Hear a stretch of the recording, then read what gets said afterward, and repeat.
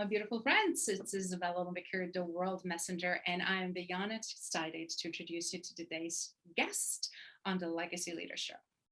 This guest has been doing some incredible things for decades, amazing all-star player in so many aspects of speaking, communicating, being on the stage, behind the stage, and lending his voice, even for amazing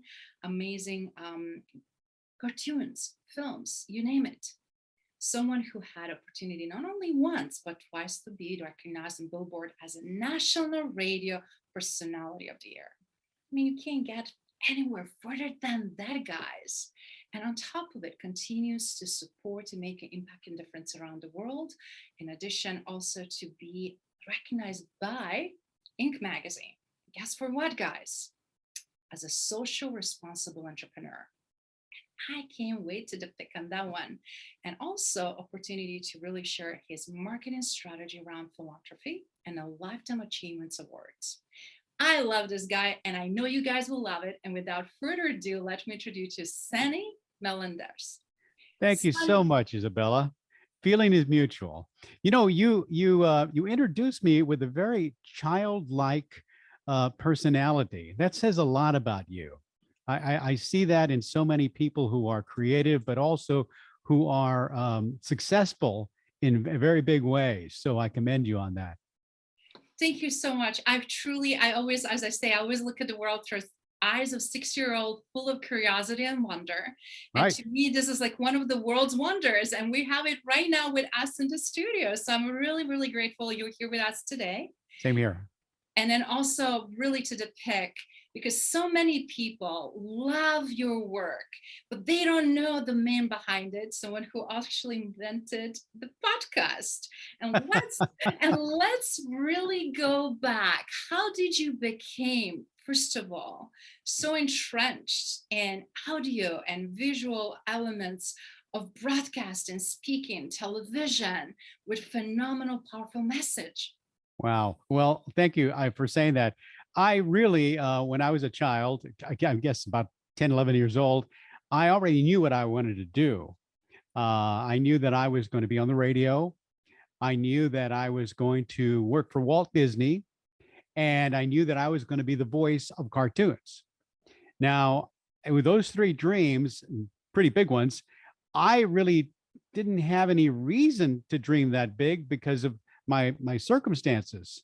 I lived inside my dad's barbershop. My dad had a little 2-seat barbershop here in San Antonio, Texas. And it was a small barbershop. In fact, half of the barbershop was the barbershop. The other half was a print shop. And they shared that space. And we lived in half of that. And the reason we lived there was so that my mom, my dad, my little brother, and myself, they could give us the education that they never had. And when I heard the radio, in fact, I built my first radio as a Cub Scout, and I would listen constantly. And I had a little portable transistor, and I would listen to it and imagine and dream that one day I would be on that station. I'd have it under my pillow and I'd listen to it. And my dad would give me 3 dimes at night, and I would go into the barbershop and I'd sit on the shoe shine stand chair next to the payphone because we didn't have an actual phone. And so I would dial 3 friends and I would play these little recordings that I made on my portable recorder and record player. I would talk just like they did on the radio. And so I tell people, I said, I was podcasting even before the internet. Well, if you fast forward maybe 10, 11 years, I went to high school, got into radio and TV in college, and landed my first job in El Paso, Texas, while I was going to the University of Texas at El Paso. And Izabela, I was making a whopping $1.25 an hour. Wow. And I thought I had died and gone to heaven. I could not believe that they were paying me to have this much fun. I'm playing the Beatles, I'm playing Sonny and Cher, all this great music, and having the time of my life. Well, time went on. I started getting these national awards and recognition. And within a few short years, I got the call from a radio station in San Antonio for me to come and be the program director and on the air. And that was the station that was underneath my pillow. So Mm. I tell you, the power of your thoughts, the power of your dream, the power of your vision, and the gratitude along the way, to me, that's the combination to take you to places you've only dreamed of. I just love that story from numerous reasons. And thank you for sharing with us how much, as an 11-year-old boy, you mimicked and mirrored what you knew, what you have exposure to, right? And found your love, your true passion, your calling. And you've been in the industry ever since. I That is have. remarkable. I How did have. you really know that that is the dream? And how did you stay with that when it was hard and challenging and not deviated from it? Well, there's so many, I talk to so many people in the industry in all walks of life and entertainment, and they all tell me about their childhood and how they saw what they wanted to do. And it's usually one event that kind of triggers that. With me, it was just the fascination of the radio, the fact that somebody could talk and come out of this speaker and be anywhere in the world was to me, it just blew my mind. And when I got the call to go to Los Angeles, and I was on the air at a radio station in LA, one of the people that I wanted to meet when I got to Los Angeles was somebody who I thought had the greatest job ever, and that was Casey Kasem on American Top 40. Ooh, And he yes. and he had that great signature voice. Hi, this is Casey Kasem, counting down the hits in all the land. And I thought to myself, this guy is on 500 radio stations around the world. He plays the best music, tells the stories. Who could have a better job than that? In fact, when I was the program director of the station in El Paso, we would play American Top 40. And I thought, how must it be to be behind that iconic microphone and broadcast globally? Well, I got to meet him. It turned out that he listened to my show in LA. Wow.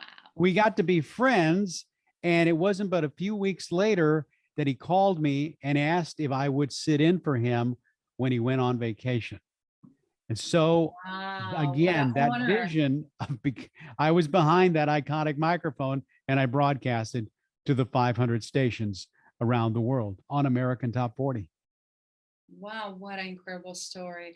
And actually everybody, even if we're not that generation, everybody heard about these recordings and an amazing, amazing voice, as you mentioned, around the world. And that is such an honor and opportunity, which also just tells you did not have no limitations, and you Nope. showed up and Nope. practiced, and you gave yourself the best A game and no fear factors. I could tell that Right. confidence. That was, I'm sure, one of the major winning components as well. I always say, what's the best that can happen? So many times people fear the worst and even prepare for it. And in essence, they're actually bringing it to themselves.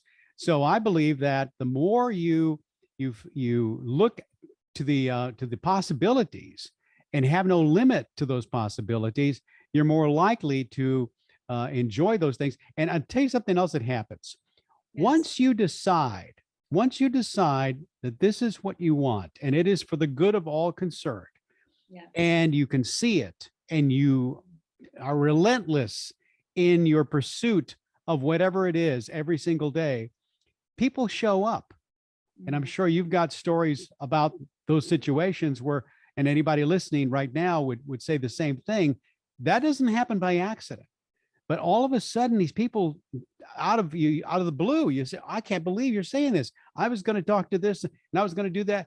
And it's not by accident. These people are sent to you by God, by the universe, and by the power of your own positive thinking, but also wanting to do good with your life and with your own personal endeavors and talent. I love the reflection too, and how important it is, the positivity, the leadership, but also, as you said, being so grateful, the gratitude factor. So more than ever, I feel like those are the three ingredients that are helping us through major breakthroughs right now during complexity of the current time and so much competition in essence. But again, the quality never gets overshadowed with quality, right? That's right. The quality of your thoughts. I love that. So, Sonny, I mean, you have such a beautiful, rich, not only life personally, but also obviously professionally. And you managed to beautifully intertwine that to live by your own design, by values, by your own leadership, and tremendous gratitude and positivity. But I'm sure so many listeners are eager to hear, how did you even become such an amazing voice behind in all these cool cartoons? And do you mind sharing some of those voices, or share Oh, your be, favorite cartoon character with us, I'll please? be happy to. Be happy to. I've been doing voices ever since I was a kid. I found out at a very early age that I could impersonate voices that I would hear on television or on radio. And my favorite television show when I was a kid growing up was the Yogi Bear cartoon show. Oh And my Yogi Bear had that bigger than life persona. He would say, "Hey, hey, hey, I'm Yogi Bear, smarter than the average bear." And his little friend, Boo Boo, would say, "Yogi, Yogi, we're going to get in trouble with the ranger." "Don't worry about a thing, little Boo Boo. I got under control." So I would do these voices, and I wanted to do the cartoon. It dawned on me one day that there was people doing those voices, so I started impersonating them and going from one to another to another. And so then when I made it to Los Angeles, an agent called me and said, "I've heard you do those voices on your show. Have you ever thought about doing cartoon work?" And I said, "Are you kidding? Since I was a kid." He says, "Well, give me a sample of your work. Let me see what I can do." 2 weeks later, he calls me and says, "Okay, you've got your first job." I'll never forget driving my car into the parking lot of the Hanna-Barbera studios on Ventura Boulevard, at the home of Yogi Bear and Little Boo Boo. And I was there not as an intern, not as a visitor, but I was there to do voices on the new season with the original cast of the Jetsons Wow. TV show. Wow. And I'll tell you something. I walked into the studio, and when you do cartoons, everybody has a script and you're doing your part, and you've got like several microphones, everybody has their own microphone, and the director sets up the scene and then you perform it, and then they take that audio, and that's where they then animate it and put in the artists go and make the cartoon. Well, if you recall, George Jetson of the Jetsons worked at the Spacely Sprocket Company, and his boss was Mr. Spacely. And the voice of Mr. Spacely was a man named Mel Blanc, the voice of Bugs Bunny, Sylvester, Tweety, all the incredible cartoons, the Warner Brothers cartoons. I mean, he is the voice master of all voice masters. Well, Izabela, you go back to that thing about gratitude. He also displayed that gratitude in how kind he was to me and mentored me. Not only did he encourage me, but he taught me some of his voices. You want to hear them? Please, I would love to. And I'm sure Okay. all our listeners that are watching and listening. Yes. Okay. So here's Elmer Fudd, who's always looking for Bugs Bunny, walking around with that funny looking gun. He says, "Be very, very quiet. I'm looking for a little gray rabbit. And when I find him, I want to tear him apart, whim from whim." Eh, what's up, Doc? Have you seen a little gray rabbit? Big eyes, yeah. Big ears, yeah. Big teeth, yeah. I ain't seen him. Ain't I a stinker? I thought I saw a pretty tat. I did. I did saw a pretty tat. Phew! Bet you saw a pretty tat. The pretty tat was me. Wow, I'm the wildest, rootinest, tootinest, shootinest. Yeah, shut up. There you go. Oh my God.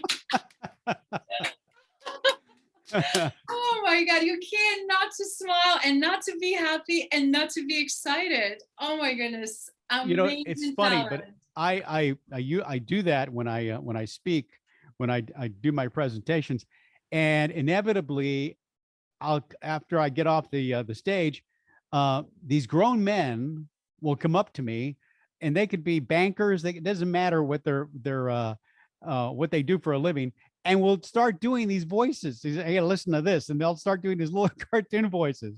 So I love the fact that it brings out the child in all of us. And that is the beauty, right? When we go back in that happy space of childhood, of our imagination, and everything that is possible, it's such a great way to come back to and then feel like everything we can do, it's possible. And we're True. invincible, right? Yeah, that's right. So this journey of cartoons, okay, you have to tell us, which is your favorite character, by the way? My favorite character actually was on the Yogi Bear cartoon show. In fact, it was the first voice that I did when I was a kid. It was a little duck who would walk up to Yogi, and he thought that Yogi was his mother because he didn't have a mother. And he would keep saying, Mr. Bear, would you be my mama? And Yogi would say, get away from me. I'm not your mama. And so again, I'm a kid. I'm 10, 15, I'm 10, 11 years old, and I'm trying to do these voices, and it's coming out real raspy. I'm going, Mr. Bear, Mr. Bear. And I kept trying. And my mom, God bless her, she's this tall.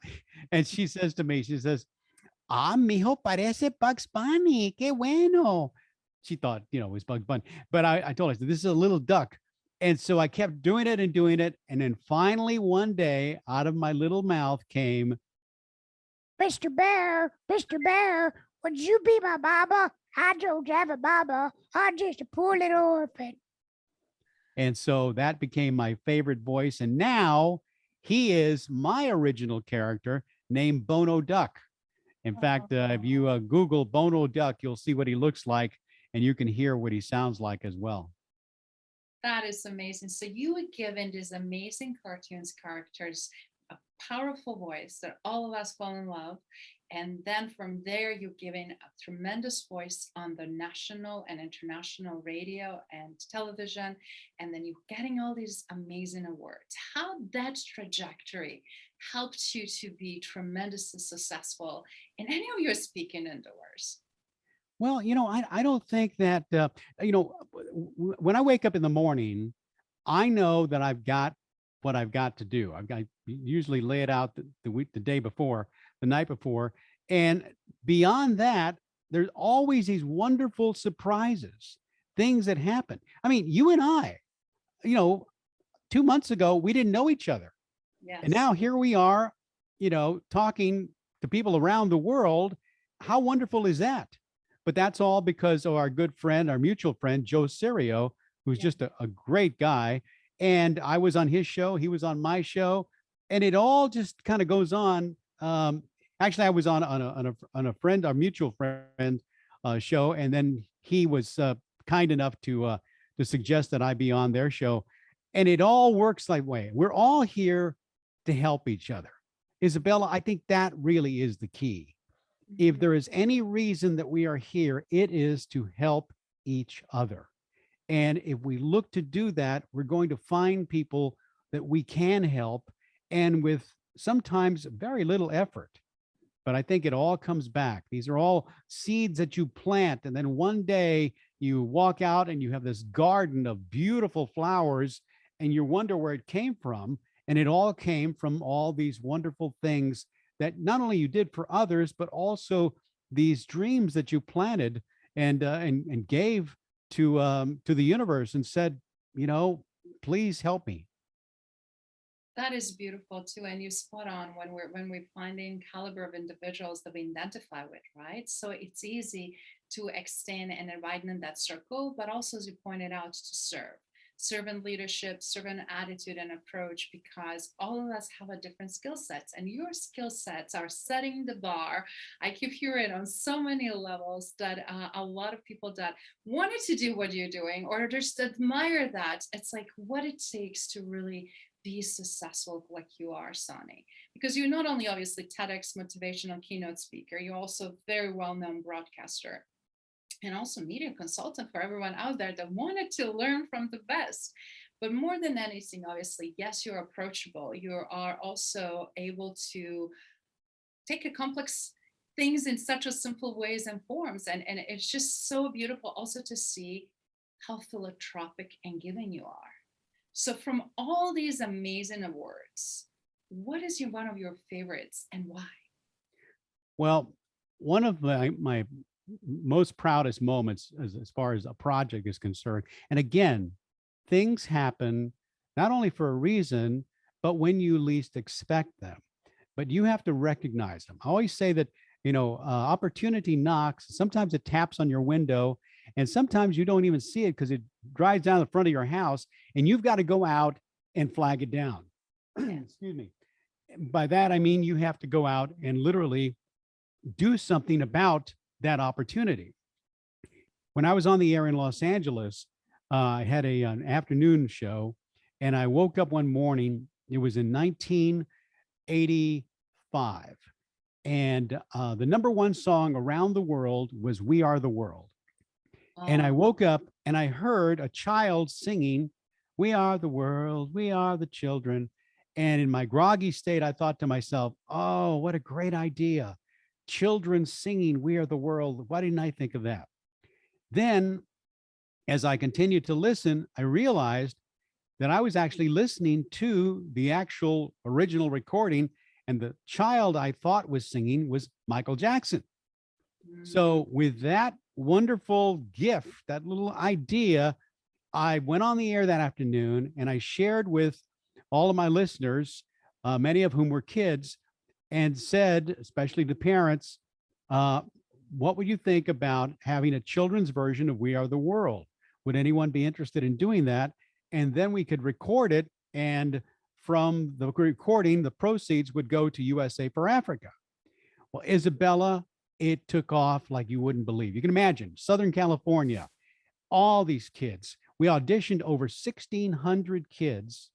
And in doing so, we applauded every single audition. We stood up and gave them a round of applause. We gave them a t-shirt, gave them a certificate, and we were going to choose 50, which we did.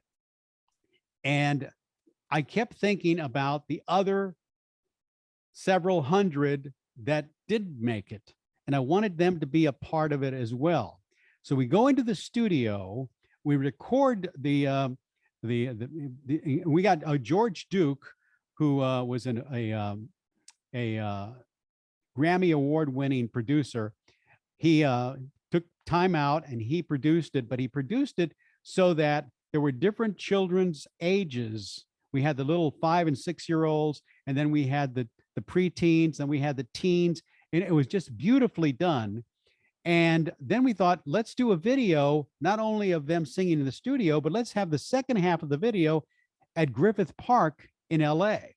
And let's have all the kids who auditioned come and be a part of that. And so they did. And by the way, everything was volunteer. Everything was donated. We had, all this equipment. We had, cameras, and just, it would have cost us probably back then $250,000 to have done that, but it was all donated. And indeed, we finally ended up with the children's version of "We Are the World," and the proceeds went to USA for Africa. And then by that time, I had a television show on the Disney Channel, and I ended up coming to San Antonio on a national tour. And the station here where I'd grown up in San Antonio made me an offer I couldn't refuse. So I moved to San Antonio with my wife, and in doing so, found out that our song "We Are the World" by the children of the world had been nominated for a Grammy. Wow. And that all because of that little thing that when I woke up saying, oh, why didn't I think of that? Children's version of "We Are the World." And it just blossomed from that. See, people want to help. When you have a good cause, when you have something that you truly believe in, it's unstoppable. And all you have to do is get one other person excited, and another, and another, and another. And then pretty soon everyone is giving everything to it, and everyone can be proud of the result. I love how everything consistently trickles in all aspects of the life, right? But as you said, taking an idea, running with it, believing in it, because you know you want to do greater good, and how inclusive you were for those children, even they were not in the top 50, but still including all of them. Because for children, it's all about to be included, right? To be part of Yeah. it. And created that tremendous opportunity, I'm sure, penetrated in their minds for us through Oh, their life. yeah. And We that is, go ahead. no, we even had a 25-year reunion, and we had a lot of those kids come, and every one of them told me that they were either still in the business or they were in some kind of professional having to do with children. And back Wow. then we were doing a 45 record that we had a flip side, so we had to have another song on the other side. So there was a song called "Care for Kids" that I had heard from these Australian songwriters, and so I wanted to record that. And George Duke suggested that I do the intro with one of the kids. So I did. We sang this little intro together, and then all the kids joined in and "Care for Kids." It's just a beautiful song.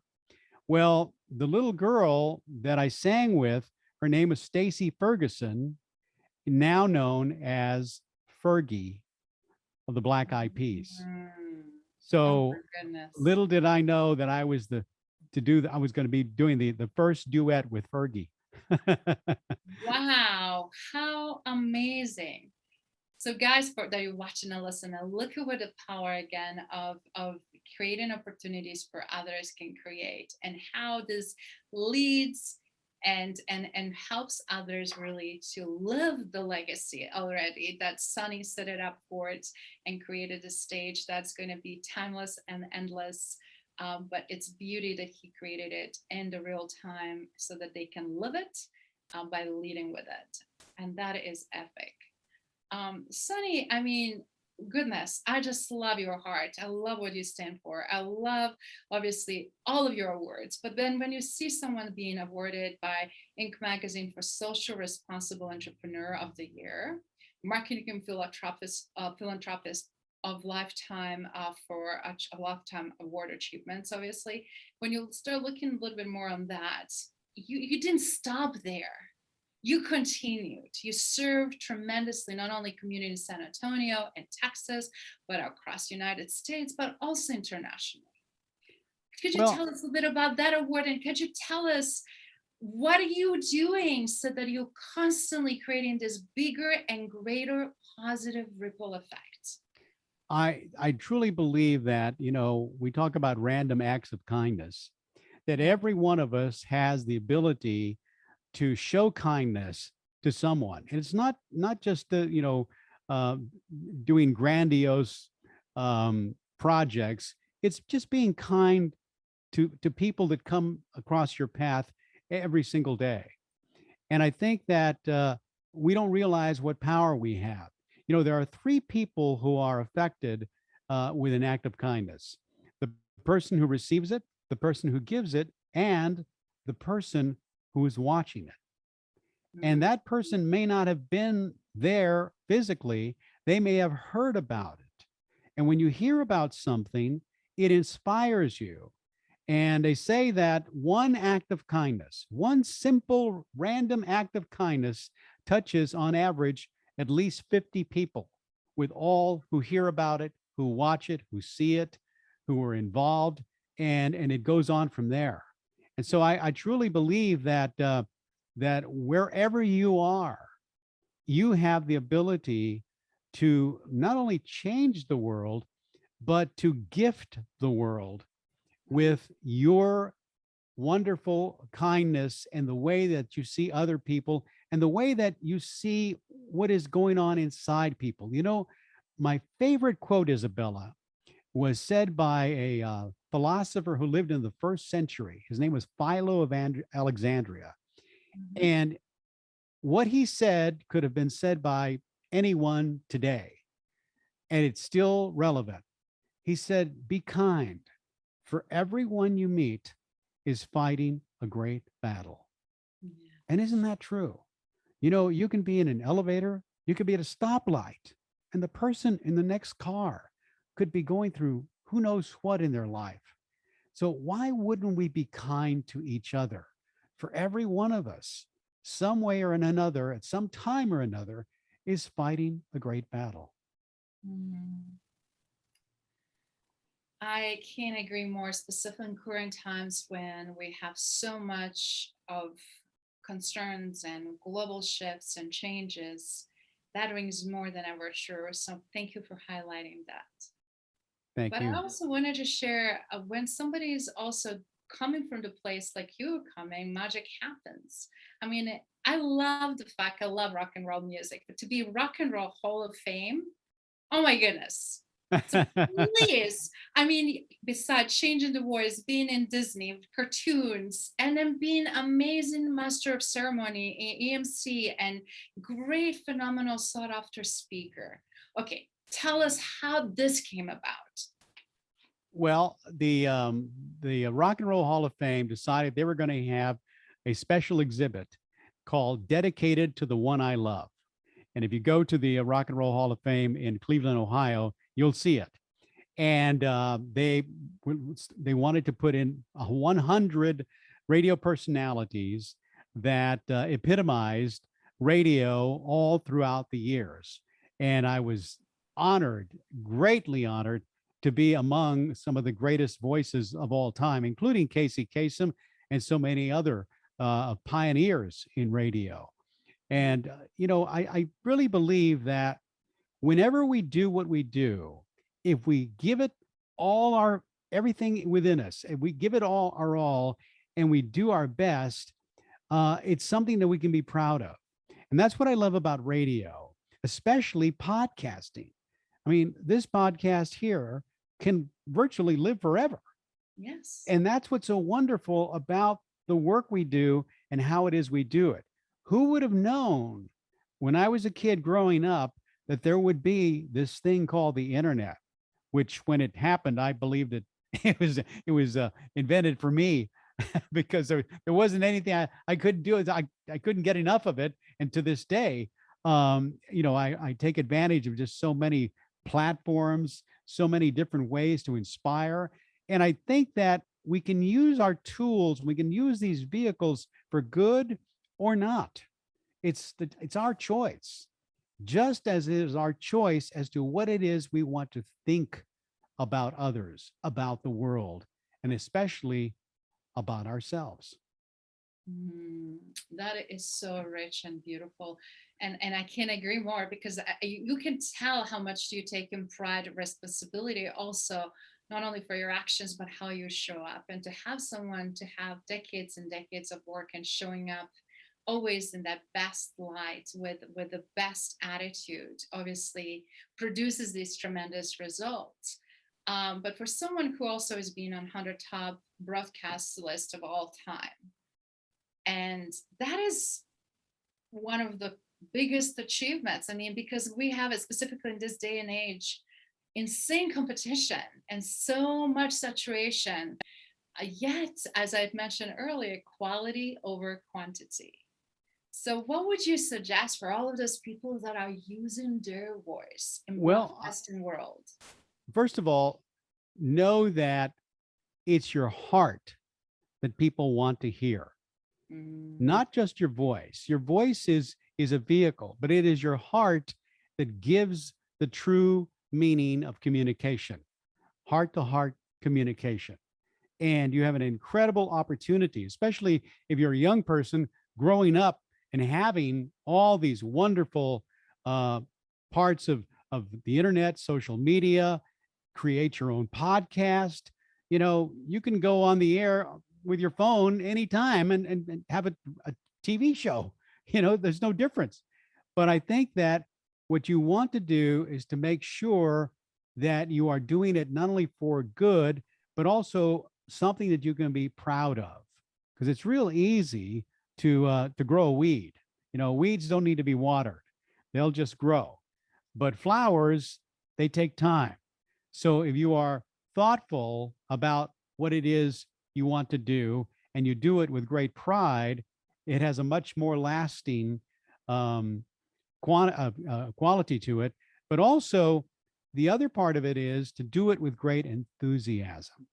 You know, the word enthusiasm, yeah, comes from the Greek entheos, in spirit, the spirit within. So when you're enthusiastic, you are letting that spirit come out.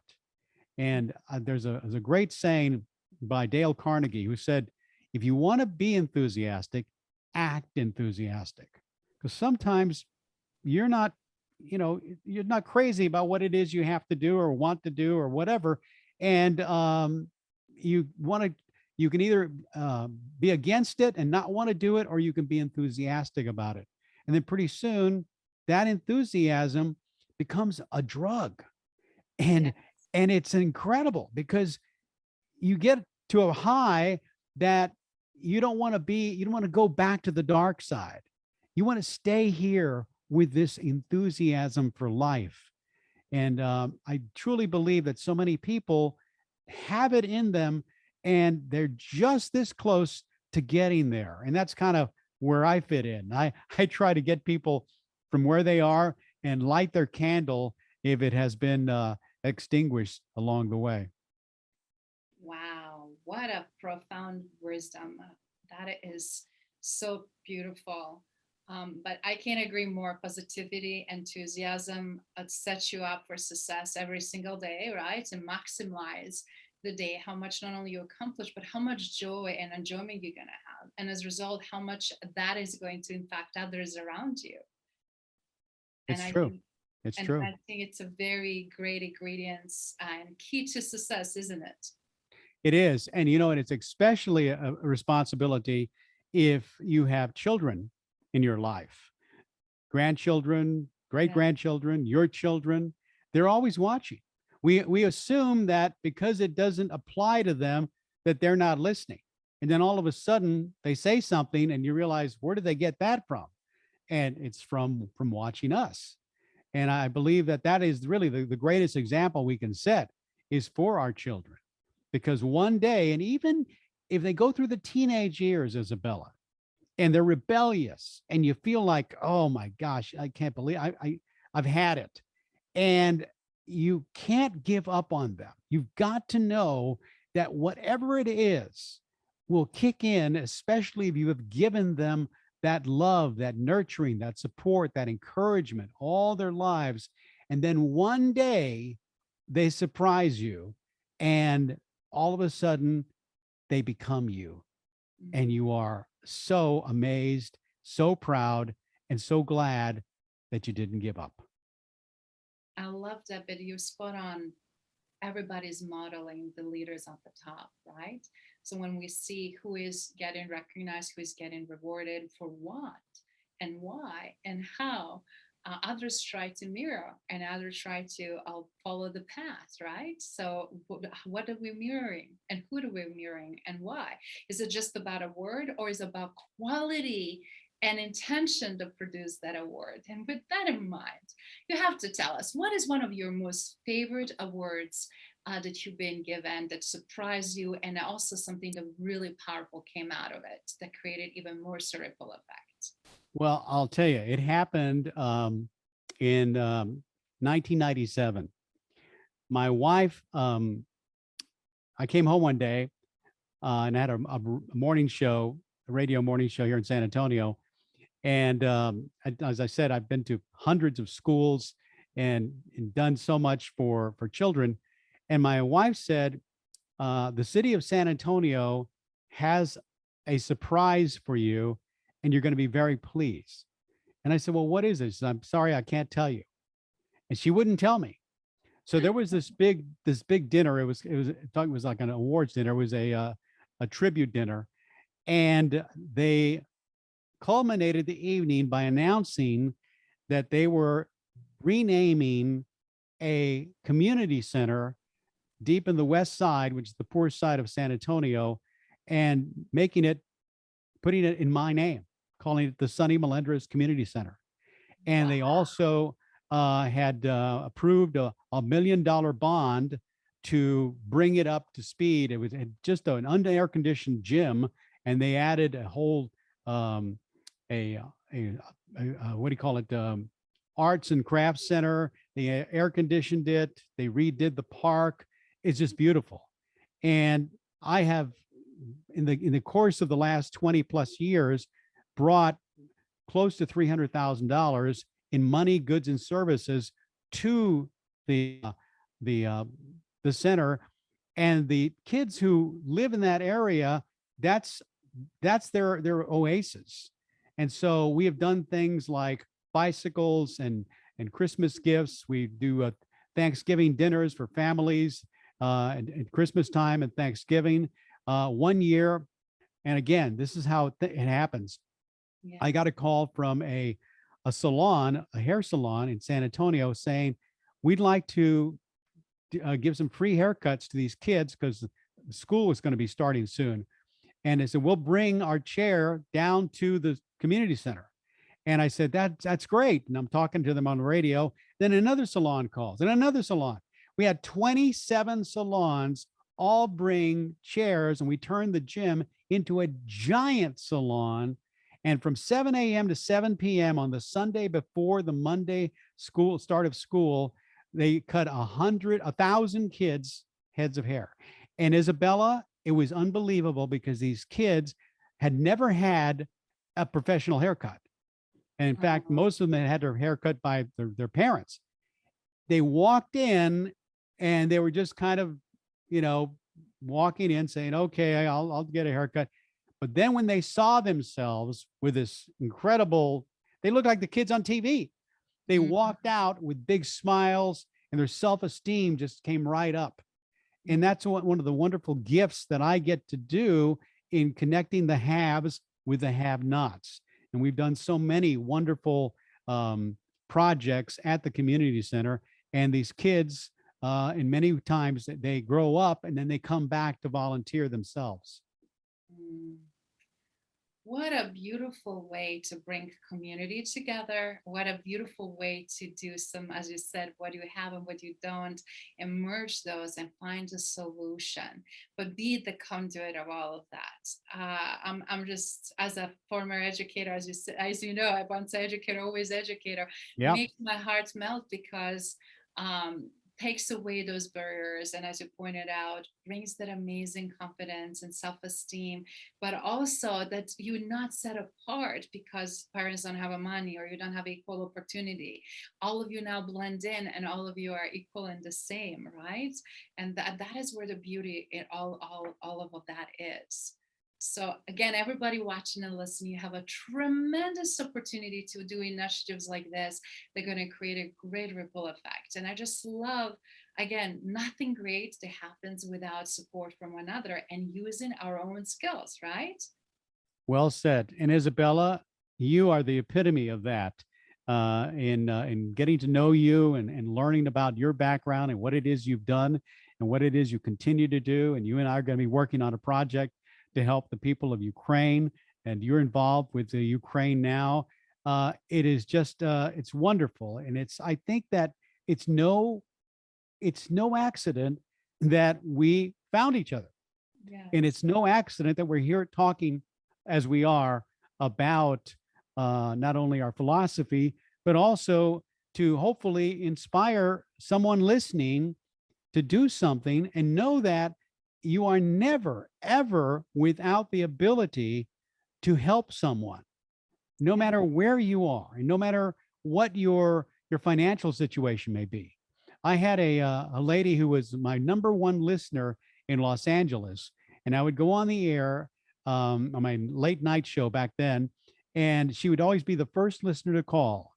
Her name was Mildred Cornsweet, and she lived in downtown Los Angeles in a little tiny apartment.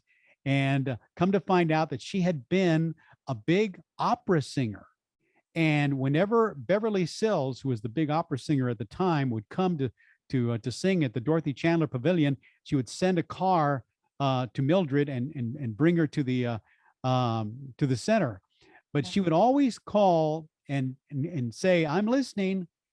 But the other part of it was that whenever we had any kind of a fundraiser on the air, we would do the Danny Thomas fundraisers and all kinds of other things on the radio, she would always be the first person to call in and donate $5.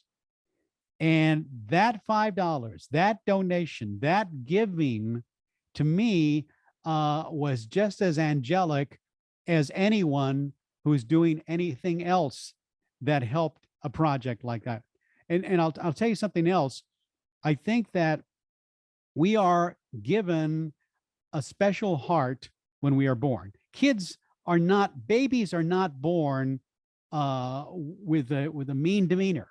They may be fussy or whatever, but they learn their environment. They learn to be who they are. And some kids don't have the the good fortune of having great parents and having a support system, and they kind of have to figure it out on their own. And that's where we can all come in and help them whenever we recognize someone who is in that position. And they may already be grown adults, but it's okay. It goes back to that. We are all here to help each other. I can't agree more. And again, I'm super excited for your generosity on time and skills and amazing voice again to do greater good in time of needs. And as you mentioned earlier, to join the forces, to create the impact, to help fellow citizens of the world that are struggling, that they need the most help at the moment, and then also to create the ripple effect and see and show what's possible, right? That's right. From Ukraine out to everything else yet to come and yet to unfold.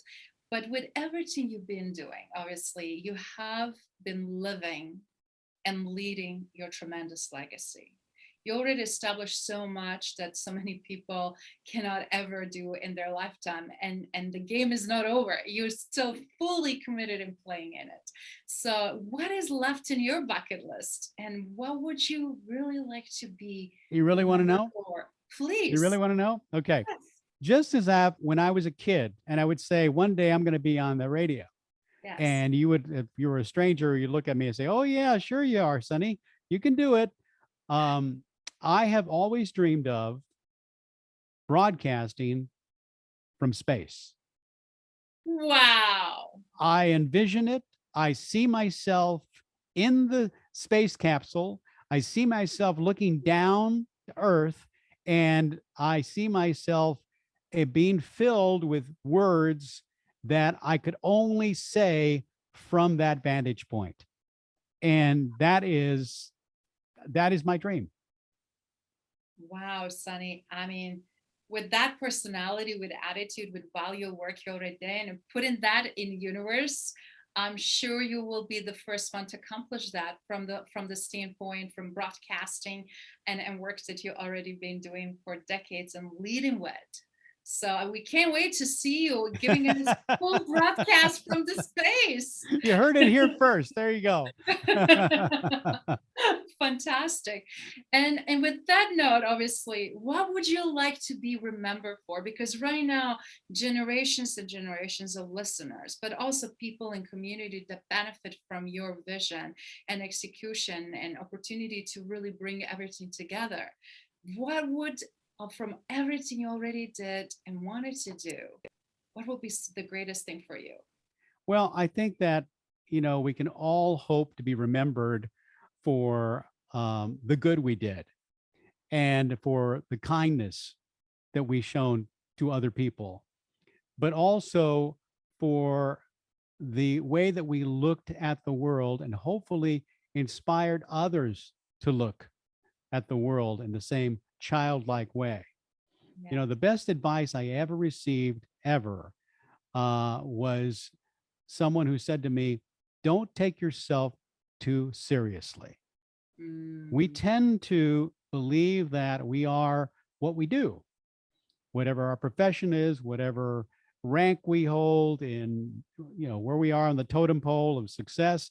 And that's really not the criteria. The criteria is how kind we are to others and how others are blessed by having met us, by having received our kindness, even if it's just a kind word. And I would want to be remembered for somebody who was kind, who was childlike, and who never stopped dreaming. I love that. This is one by far legacies that I heard, and they range in all kinds of different direction. But this is tremendous because it speaks so much directly to me. You don't have no idea, and I'm just super excited to see someone who accomplished so much that is preserving those three elements in everything he does. Likewise, Izabela. Likewise. So, Sonny, we're getting close to close of our great conversation today on the first appearance of Legacy Leader Show, which we're beyond thrilled to have you. For so anyone that really wants to get to know you more, but also learn about your work and a consultation and opportunity to understand how this industry work and how all of those amazing things you are accomplishing, you make magic happen, where they can go and find you. Very simple. Just go to sonnymelendrez.com. Melendrez is Melendrez. Or you can just, if you Google intentional enthusiasm, you'll see my TEDx talk, and you'll also get all my links as well. And then I also have a podcast, The Sonny Melendrez Show, and the podcast website is sonnyradio.com, SONNYRADIO.com. And there you can hear all these wonderful people. And it's really the crossroads of entertainment and inspiration. And I was going to do this informally once we got through here, but I'd like to do it formally on this podcast. And that is to invite you, Izabela, to be a guest on my show. If you honor me. I will be honored. Actually, it would be on my honor to be, absolutely. So yes, you have a big fat yes. Yeah, there you go. We'll continue the party. Yes, and we're definitely going to bring you back, and we'll be doing some lives, and we'll be experimenting with some amazing messages. So guys, stay tuned, because this guy is so amazing and we can't just get enough. So we're going to definitely find a ways to bring him and expose to amazing dialogue and conversations. So please stay tuned. And in closing, Sonny, one piece of advice, something from all of those decades of hard work and amazing accomplishments and daring to dream and grow bigger and go uncharted territories and blaze the path. I will tell you that there's a great power in living for the moment. It is the hardest thing to do. Living for the moment is almost as hard as meditating. There's so many people who say they can't meditate because they can't shut off their mind. And yet you can. Everyone can, they just don't know how. But living for the moment means not letting the thoughts of the future, and that could be the next 5 minutes, the next week, the next hour, all these things that we have. They say that we have up to 60,000 thoughts a day. And the sad part of it is that 90% of them are thoughts that we had yesterday. Yes. And so if you're constantly filling your bucket with all these different things that you're regurgitating, there's no room for the good stuff to come in and for new stuff to come in. So if you live in the moment, all of a sudden you get to smell the roses. You get to see the flowers in your garden. You get to see the faces of those you love. If your little child, your little boy, your son or your daughter come up to you and they say something to you and you're reading something, or maybe you're on your phone, put it down and give them the same courtesy you would give your boss, and give them the attention, because one day they will do it for their child. And I think that is the greatest gift we can give, is to give others our complete attention and give our life that attention that it deserves to have, because it's always now. There is no future. There is no past. We can think about it both ways, but it's always now. So why wouldn't we enjoy what we have right now, this very moment, and be grateful for everything in our lives? What a powerful closing and wonderful message for everyone listening right now. Embrace this powerful message, bathe in it, and Just and Joe. And we'll look forward to again to hear more of your great wisdoms and accomplishments and opportunity to learn from. So thank you so much, Sonny, for being on Legacy Leadership. My pleasure. Thank you, Izabela. Appreciate it. Thank you for listening to Legacy Leader Show. If you enjoyed the content and had a positive experience, then please leave us a positive rating. In addition, leave us a positive review whenever you are listening on whatever platform there might be. Make sure your friends and family also know about the benefit and value that we provide and what we have to offer. Cheers.